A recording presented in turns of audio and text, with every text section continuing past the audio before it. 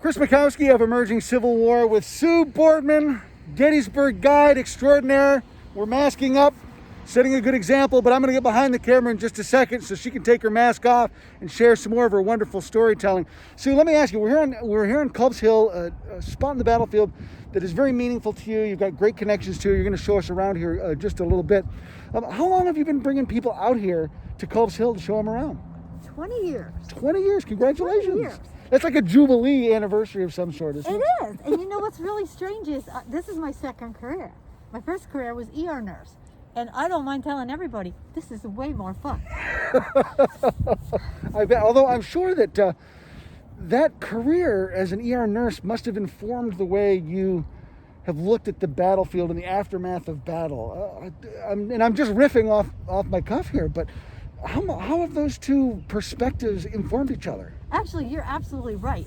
The first thing that I recognized was the primitive nature of the medical care on one hand. And on the other hand, if you ever want to read about the medical care, read about Jonathan Letterman, who completely revamped the U.S. Army's medical care prior to this battle, which saved a lot of lives.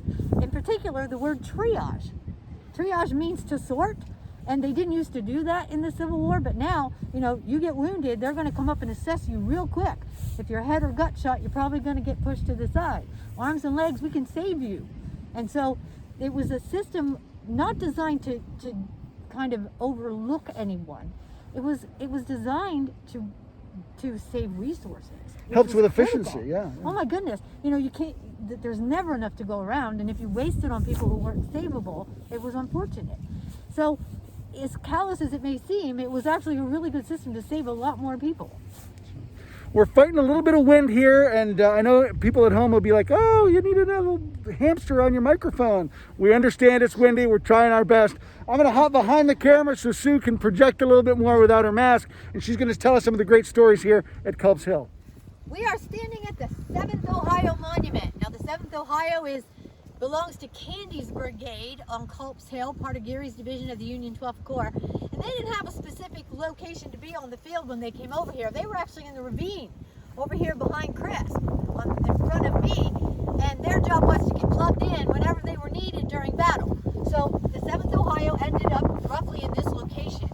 But it's a cool monument. It shows you the star for the 12th Union Corps. It shows you the state seal of Ohio up there. This is really interesting right here. You can see it's oak leaves in kind of a wreath affair. Did you know that many monuments at Gettysburg have flora on them? Usually one of three types. If you see oak, it's symbolic of strength. If you see laurel, it stands for victory.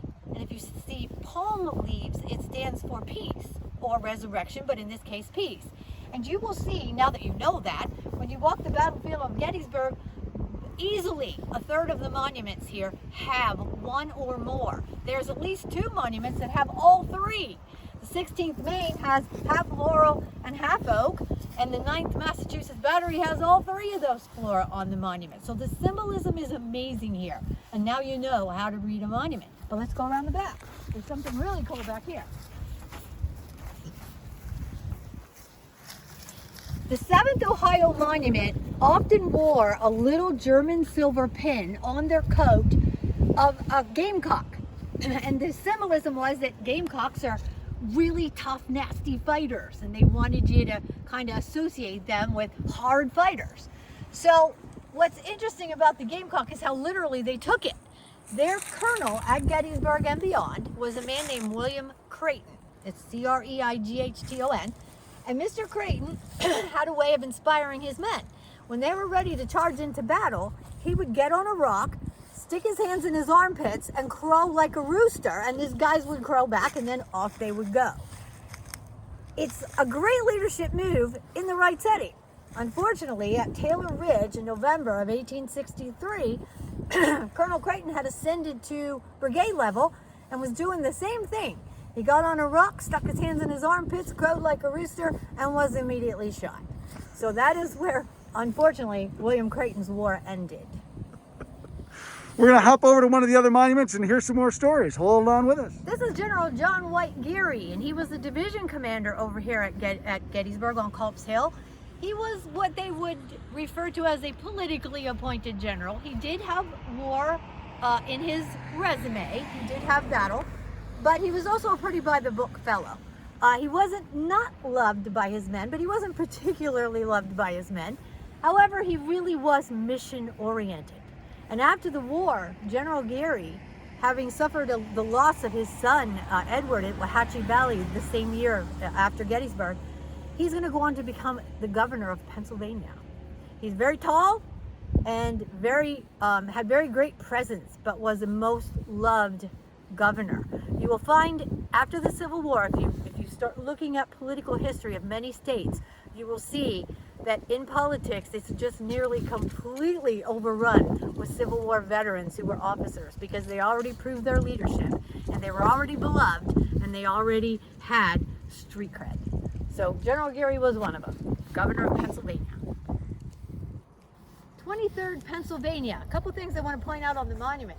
Notice the notice the blue Corps badge. It's the old Greek cross. And Corps badges were really important to these men. Oftentimes you'll see a picture of a soldier who's wearing his Corps badge. It was originally designed to allow for a quick identification in the chaos of battle, so officers could find their own units. The shape was the Corps, the color was the division. But to the men, it meant so much more. It was their esprit de corps, if you will, their sense of belonging, their sense of camaraderie. So they do grace the monuments at Gettysburg by rule.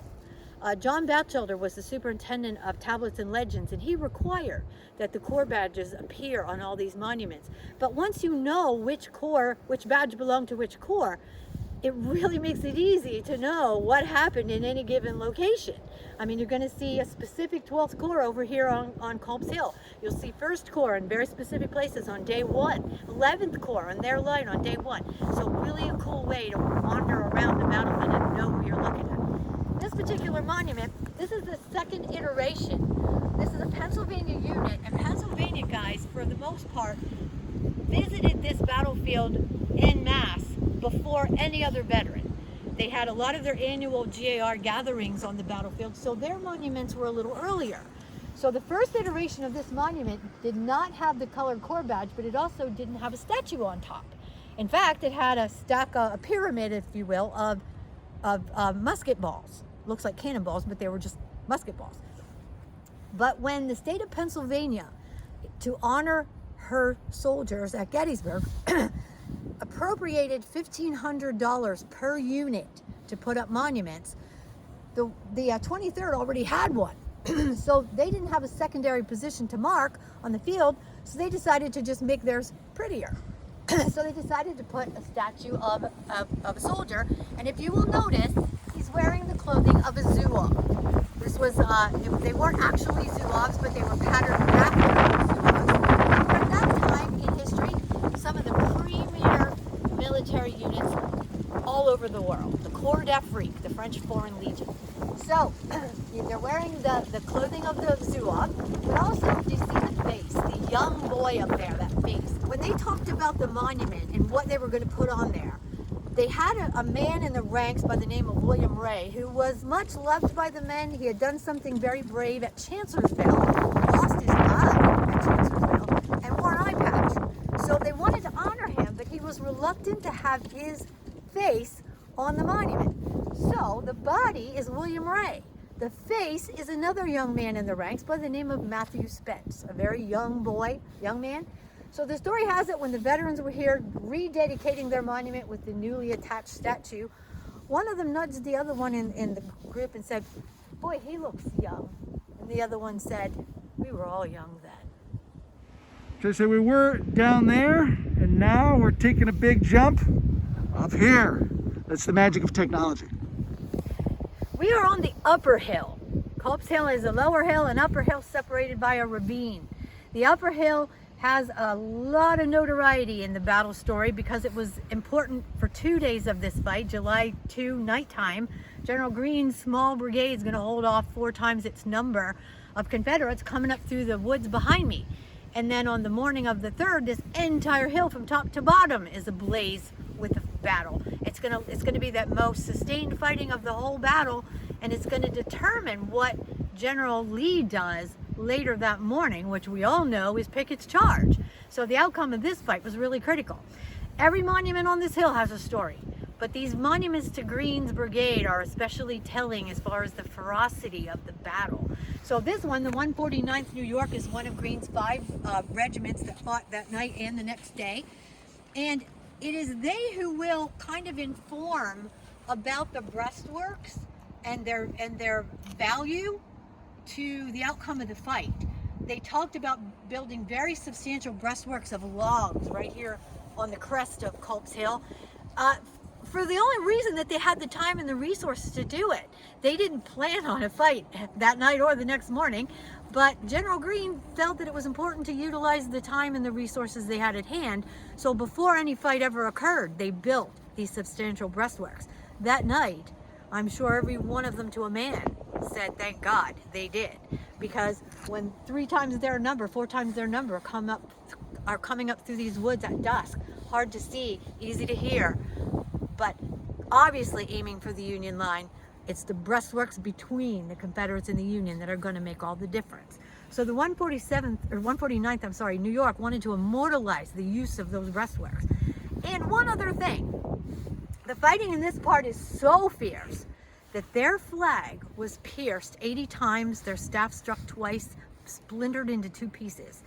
Their color sergeant, William Lilly, repaired those colors under fire. He actually used, some say a cracker box slat, some say an ammunition box slat, but in any case, he splinted the flag and lashed it with leather from a knapsack. That flag, by the way, that flagstaff is on display in Albany, New York, among the battle flags of the New York regiments during the Civil War. But in any case, Lilly became immortalized on the monument, repairing the flag under fire. His last battle will be at the Wilderness in 1864, when he will fall in the action. But nonetheless, the whole scene was described to a war correspondent, a war artist by the name of Edwin Forbes. Now, a lot of people who study Culp's Hill know Forbes' name because he did a picture that showed a splintered tree and a stack of rocks that were used by Confederates to kind of block them from enemy fire from the hill. And that rock is going to be visible very shortly because the National Park Service, in concert with the Gettysburg Foundation, are doing that restoration work that's going to bring this whole story back to life. It was so obscured, the landscape was impossible to interpret, and now we're going to see the exciting fight on Culp's Hill once again. First time in decades. The last time this hill was understandable was during the veterans' years of them walking this hill and telling this story and putting up these monuments. So an exciting time to come. Make sure you put on your calendar that you've got to see Gettysburg in the next 2 years. Culp's Hill will be a first stop.